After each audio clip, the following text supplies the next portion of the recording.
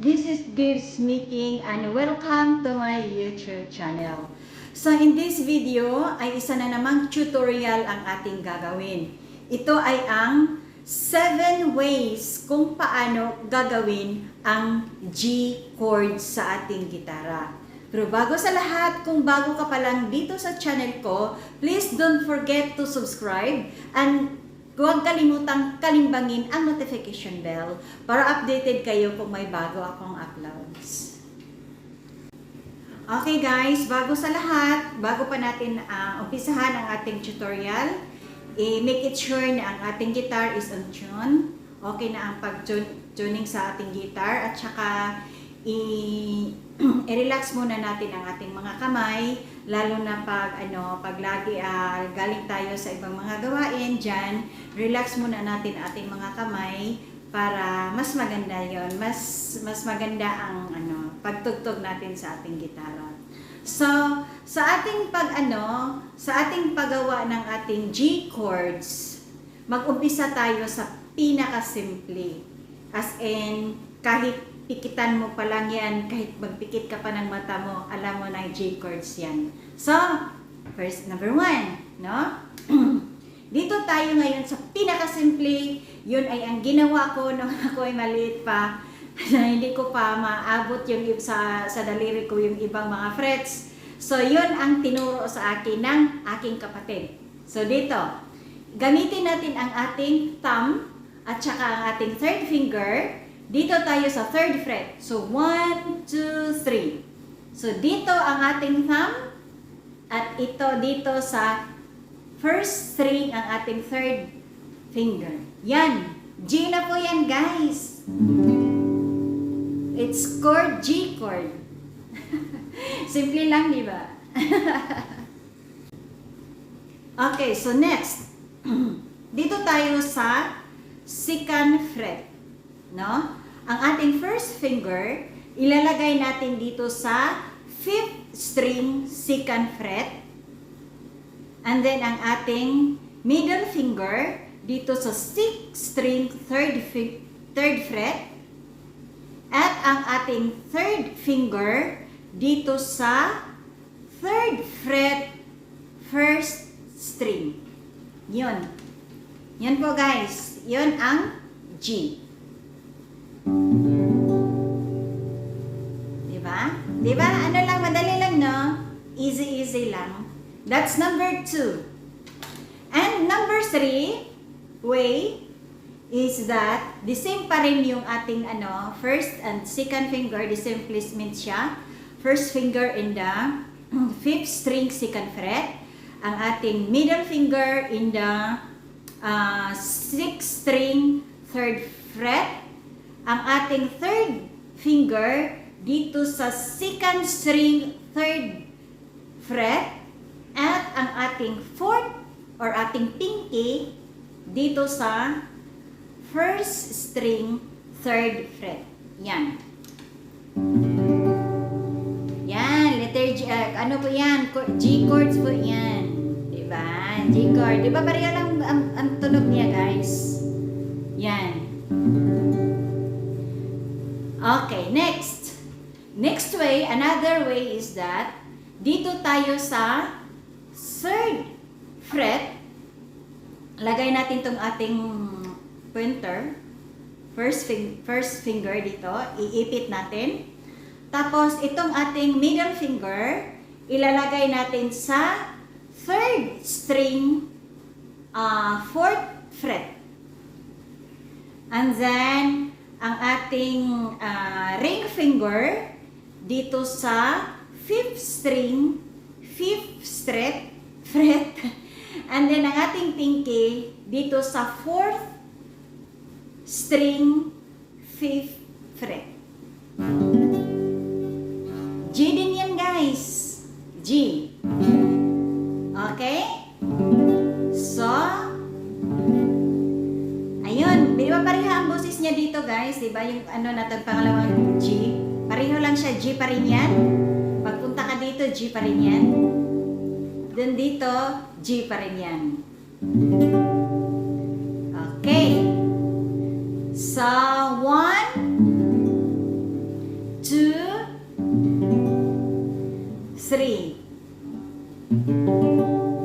Di ba guys, pareho lang sila ng tunog. Okay, next. Next is that dito tayo sa yung ating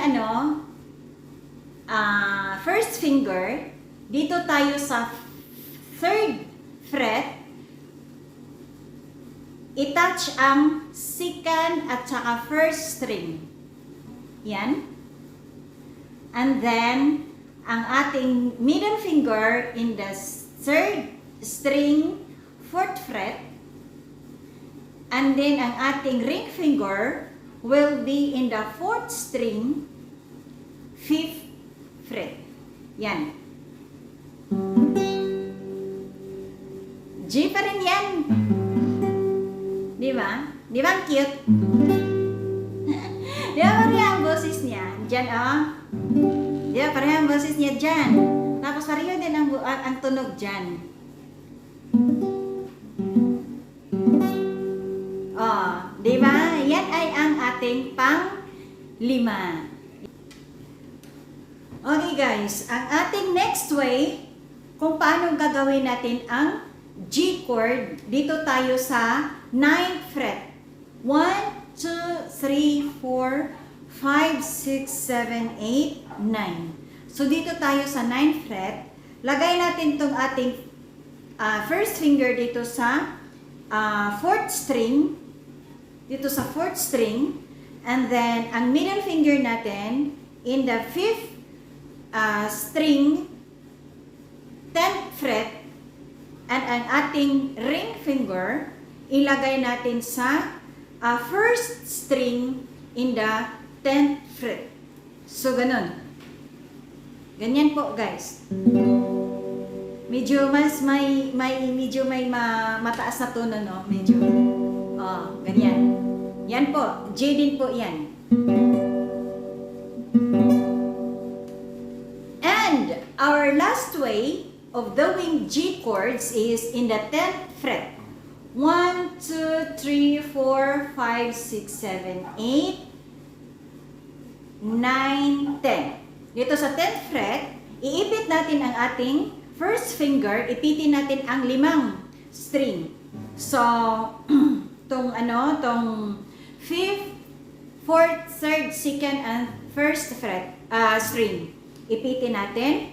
Tapos, lagay natin itong ating middle finger, lagay natin sa 4th string, 12th fret. And then, itong ring finger sa 3rd string, 12th fret. At ang ating pinky, dyan sa 2nd string, 12th fret. So, ganyan. Yan. G yan. Okay, di ba? So, yan ay ang pang-7 paraan kung paano gagawin natin ang G chord. So, una, again, dito tayo sa pinaka-simple. Yan, ganyan lang. Kahit natin lang tikitan. Tikitan sa mata. Next, ang 3. Yan.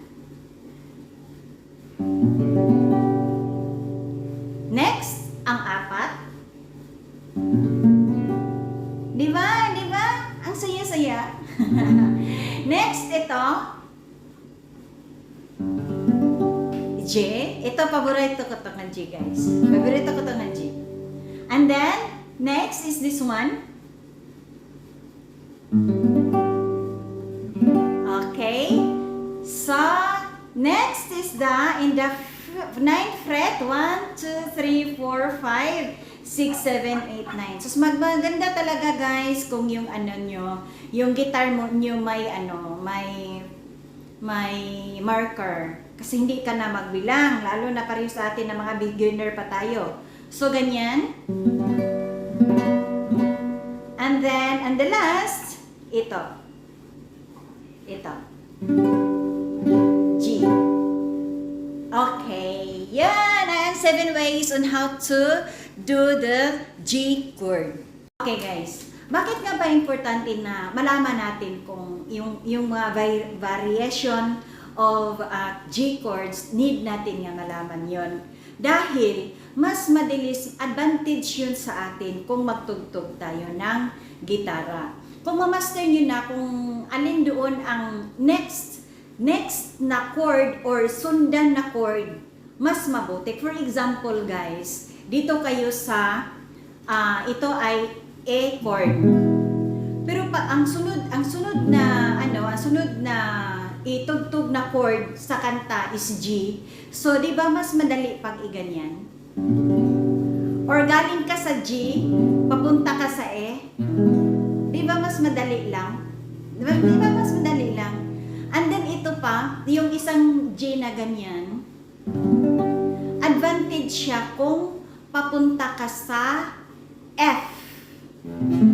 Kasi pag papunta ka sa F, the same lang ang placement sa fingers niya, only nag-change ka lang ng fret.